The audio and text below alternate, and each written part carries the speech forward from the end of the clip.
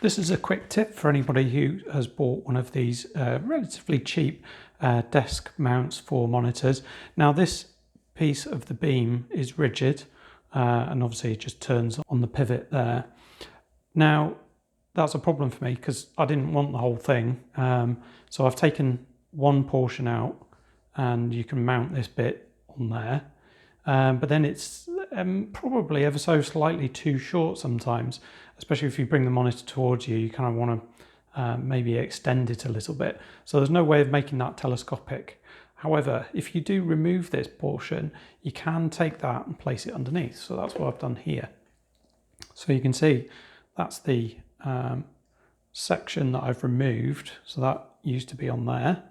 And then I've used zip ties on here to put it in place, and then that allows you to shift it down and sort of telescope it in and out. However, as you can kind of see, that still has some give on it. So what you need to do is stick something underneath the zip ties to kind of reduce the slack underneath there. So let's do that. Now I've found some these are like old bits of metal from a mounting bracket, and those actually slot under really well. Oops. It's hard to do on camera. There you go.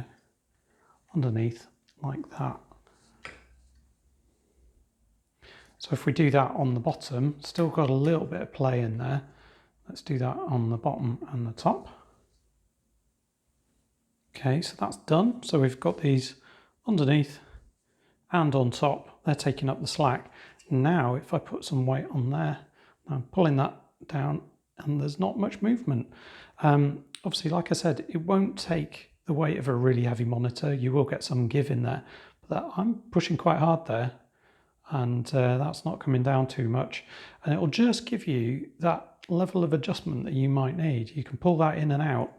Probably get, I don't know, 5 centimeters or more adjustment in there, making it slightly telescopic. So hopefully that helps anybody who wants to kind of mod their desk stand a little bit like this.